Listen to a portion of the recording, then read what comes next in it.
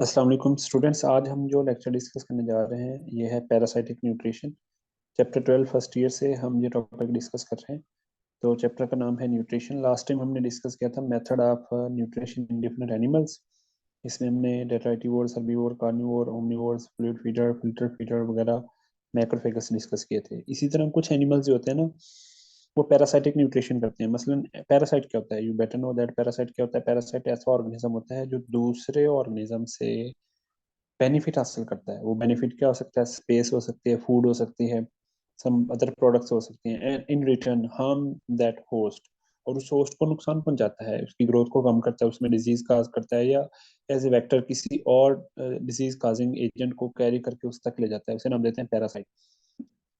Parasite क्या होता है, एज एन ऑर्गेनिज्म। पैरासाइटिक ऐसा ऑर्गेनिज्म होता है दैट लिव अपॉन, जो जो ऊपर रहता है और विद इन ये बॉडी के अंदर अनदर ऑर्गेनिज्म। उस ऑर्गेनिज्म को नाम देते हैं होस्ट। उसके ऊपर रहता है फॉर ऑब्टेनिंग फूड, वहां से खुराक हासिल करने के लिए। वो खुराक उस होस्ट की होती है और इसके बदले में उसे क्या करता है, and harm them, that is called as parasite. तो प्लीज ये भी साथ लिखना है, harm them, in return harm them.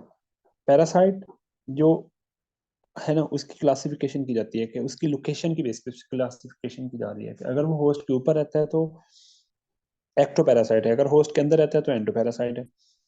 Parasite that live upon the host is an ectoparasite. ये एक एक्टोपैरासाइट है। ये पैरासाइट की कौन सी टाइप होगी, एक्टोपैरासाइट। ठीक है जी। और the parasite which live that live with in the host is endoparasite.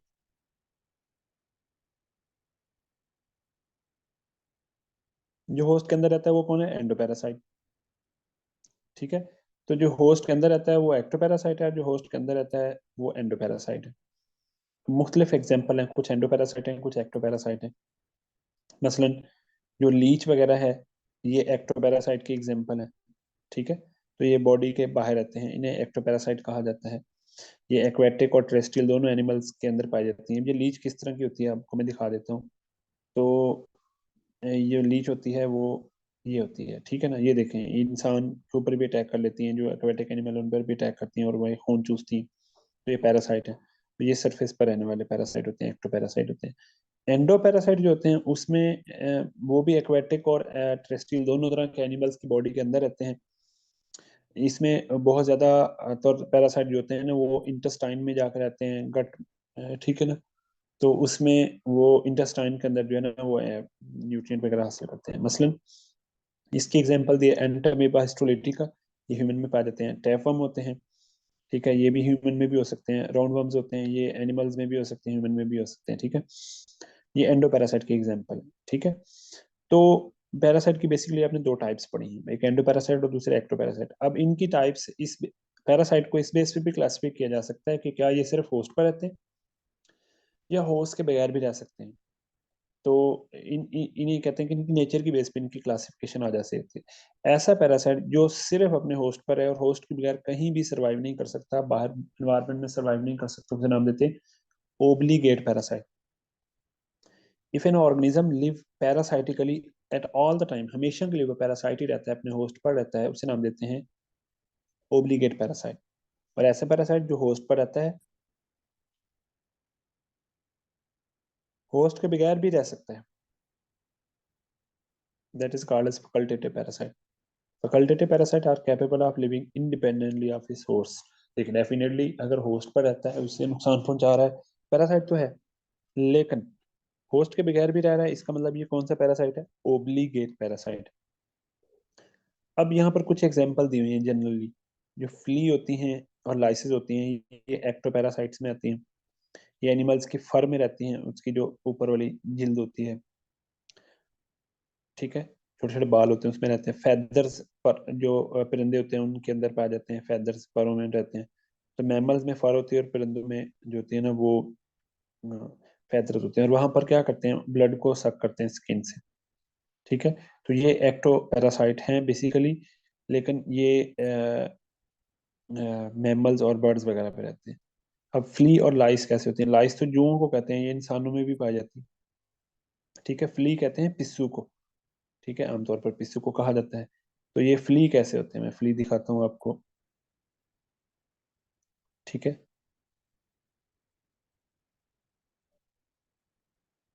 ये है जी, ये फ्ली है और ये लाइस है। लाइस जुओं को कहते हैं।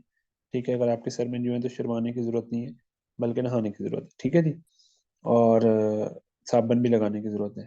ठीक है, खास तौर पे एंटी लाइस शैम्पू इस्तेमाल करें, उनसे ये खत्म हो जाती है। नहीं तो किसी के साथ ना सोए, उसको हो जाएंगी।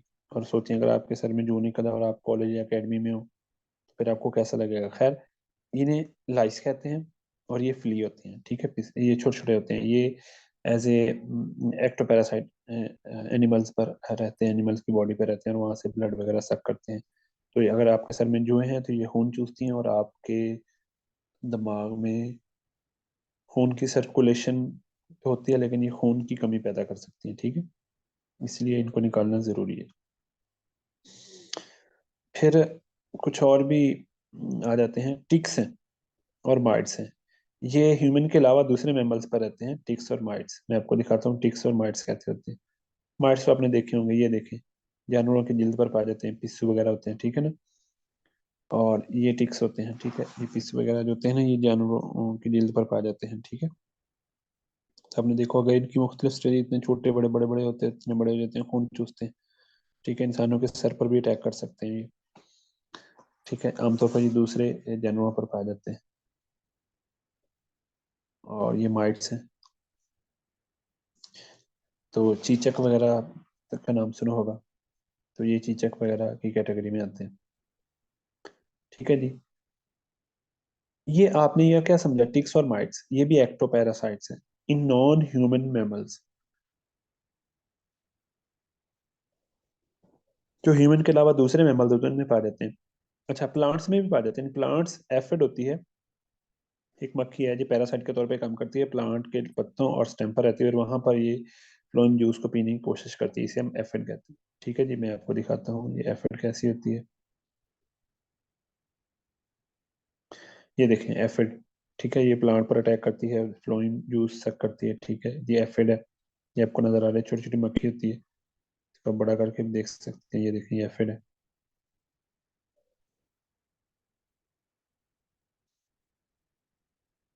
बहुत सारी होती हैं। अगर ये प्लांट पर ग्रो करती हैं तो ये प्लांट पर अपनी तादाद बढ़ाती हैं, बदले में उसकी ग्रोथ को क्या करती हैं, कम करती हैं।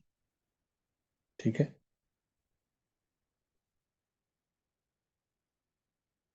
ये देखें एफिड है, कितनी बड़ी का आपको दिखाई है एफिड। ये प्लांट पर अटैक करती हैं और वहां पर प्लांट की ग्रोथ को कम करती हैं। ठीक है, इसकी मुख्तलिफ टाइप्स हो सकती हैं जो प्लांट पर अटैक करती हैं। ठीक है, तो एफिड है। इसके अलावा एंटोमीबा हिस्टोलिटिका है, जो इंसान की बॉडी के अंदर जाते हैं और वहां पर डिजीज काज करते हैं। अमीबा होते हैं बेसिकली। तो एंटोमीबा हिस्टोलिटिका होते हैं, ये जाते हैं जिसम के अंदर, वहां पर ह्यूमन में ये मल्टीप्लाई होते हैं और बदले में ह्यूमन डिजीज काज करते हैं, मोबाइक डिसेंट्री काज करते हैं। ठीक है जी। तो ये भी एग्जांपल है। लीचेस मैंने आपको दिखा दिया है पहले ही, ये भी एक्टोपैरासाइट है। ये ठीक है, ये एक्वेटिक एनिमल और टेरेस्ट्रियल एनिमल, खुश्की पर रहने वाले और पानी में रहने वाले जानवरों पर अटैक करती है।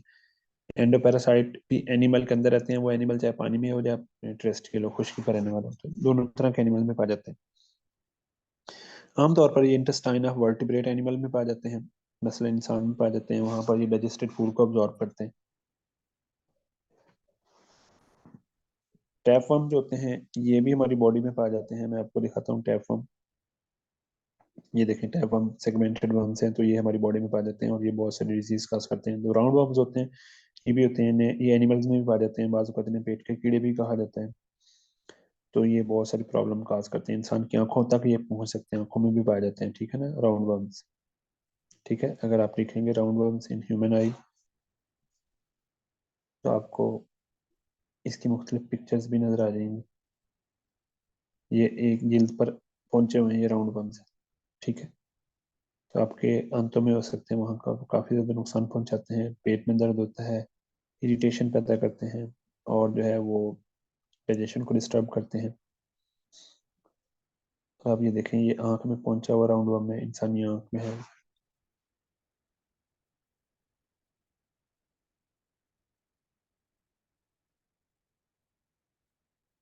ठीक है, इस तरह ये जो है ना वो राउंड वर्म जो है ना वो ह्यूमन पर अटैक करते हैं, ये पैरासाइट्स हैं। ठीक है जी।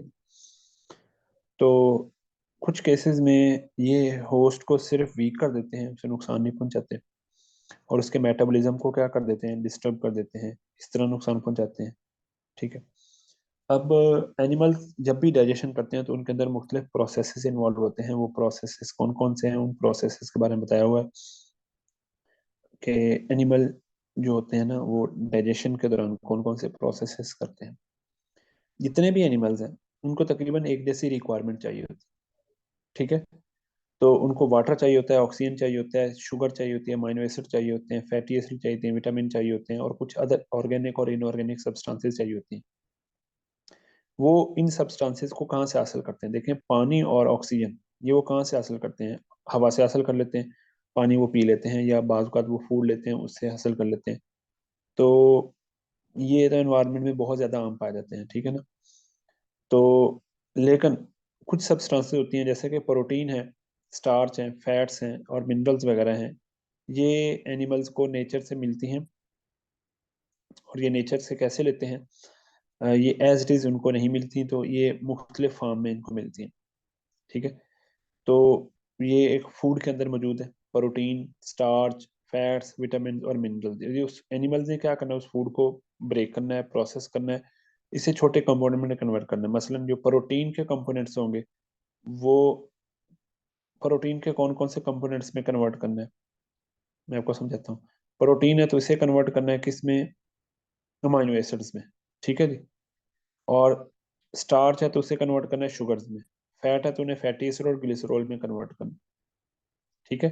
तो ये जो कन्वर्जन है, इस कन्वर्जन में जो प्रोसेसेस इन्वॉल्व होते हैं उसे डाइजेशन कहते हैं। ठीक है। तो ये सारे डाइजेशन जो है ना, इस उसके बाद उस खुराक को फिर ये अब्जॉर्ब करते हैं, अब्जॉर्ब करने के बाद उससे आगे जिसम इस्तेमाल करते हैं। इस सारे प्रोसेस का नाम होता है holozoic nutrition. What is holozoic nutrition? Holozoic nutrition की डेफिनेशन आ जाती है कि कोई भी एनिमल कॉम्प्लेक्स फूड को इनटेक करता है, उसे डाइजेस्ट करता है और फिर उसे खा जाता है, और जो अनडाइजेस्टेड फूड होती है उसे जिस्म से निकाल देते हैं, उसे नाम देते हैं होलोजोइक न्यूट्रिशन। होलोजोइक न्यूट्रिशन में शामिल है इंजेशन, डाइजेशन, अब्जॉर्प्शन, एसिमिलेशन और इजेशन। ठीक है। तो that is called as holozoic nutrition. तो होलोजोइक न्यूट्रिशन की डेफिनेशन क्या है? अब मैं आपको रिपीट कर रहा हूँ, आप नोट कर सकते हैं, इसको लिख सकते हैं।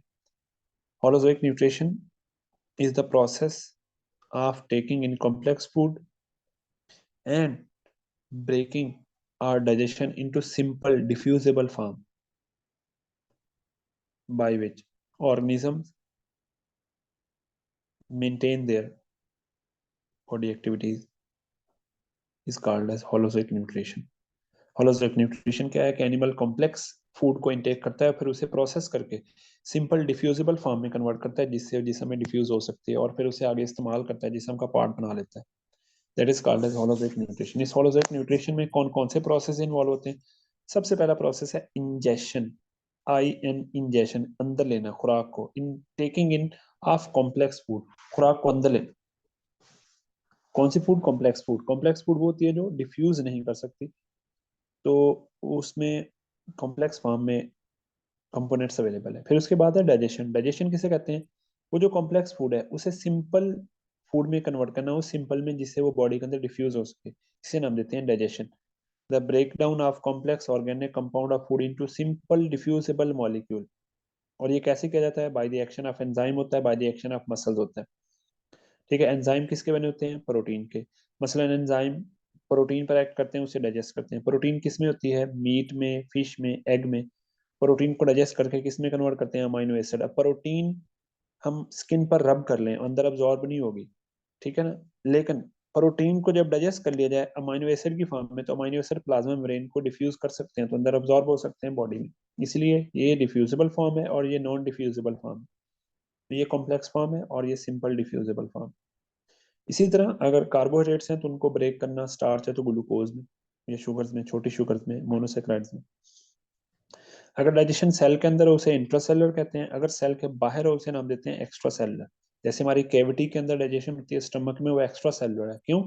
स्टमक के दरमियान में तो कोई सेल नहीं है ना, स्टमक की लाइनिंग में सेल हैं, तो वो जो डाइजेशन हो रही है वो एक्स्ट्रा सेलुलर है। मुंह में भी जो डाइजेशन हो रही है वो एक्स्ट्रा सेलुलर है।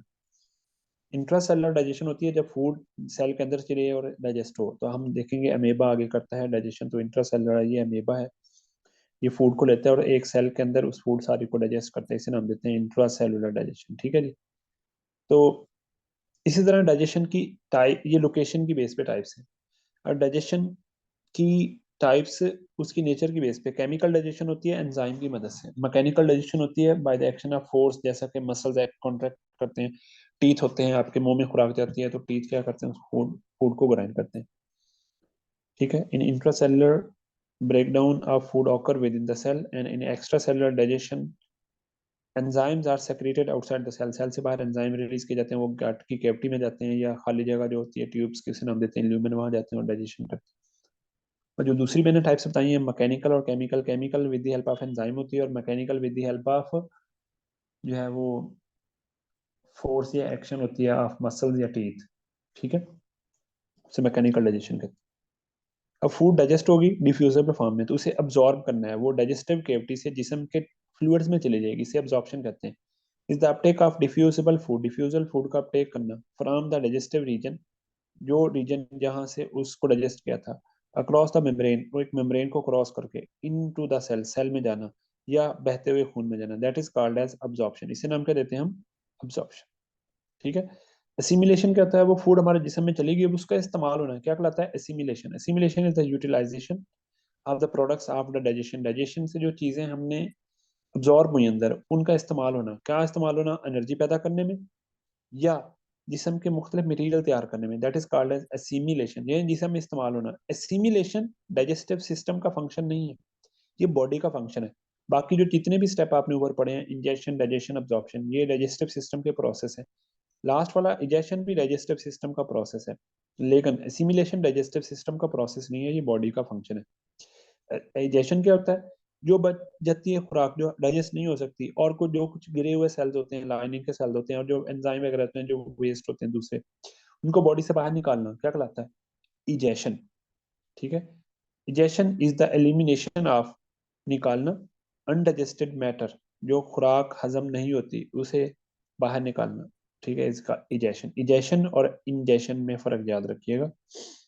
और अब इसकी एक एनिमेशन देख लेते हैं कि ये सारा कुछ कैसे होता है, कि एनिमल में जो है वो इंजेक्शन कैसे होती है, एनिमल में डाइजेशन कैसे होती है, और मुख्तलिफ, ये देखें ना, खुराक भी दांतों में उसको काटा और एसोफेगस खुराक स्टमक में गई, स्टमक से गुजरती हुई जब यहाँ गई, स्टमक ने उसको छोटे छोटे टुकड़ों में कन्वर्ट किया, ठीक है, और फिर इंटेस्टाइन में गई, इंटेस्टाइन से जो जरूरत की चीजें थी वो अब्जॉर्ब हो गई, लार्ज इंटेस्टाइन से होती हुई बाहर आ गई, और ये जो बाहर आई इसे इस ओपनिंग से ये बाहर आई, तो इसे नाम देते हैं फीसेस, वेस्ट, ठीक है, फुजला जात जिसे कहा जाता है, ठीक है।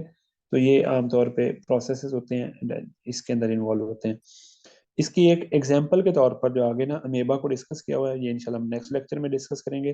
तो अमेबा के अंदर आपने सारी चीजें पढ़नी, इंजेक्शन, डाइजेशन, अब्जॉर्प्शन, सिमिलेशन ना ही पढ़ें क्योंकि ये डाइजेस्टिव सिस्टम का पार्ट नहीं है, और इजेशन। अब देखें अमीबा के अंदर सिस्टम नहीं होता, ये यूनिसेलुलर ऑर्गेनिज्म है, लेकिन इसमें ये प्रोसेसेस सारे पाए जाते हैं, वो कैसे करता है ये इंशाल्लाह हमारे नेक्स्ट लेक्चर में होगा, और इसके हम एनिमेशन भी देखेंगे और इंशाल्लाह इसको अच्छे से डिस्कस करेंगे। Thank you very much, Allah Hafiz.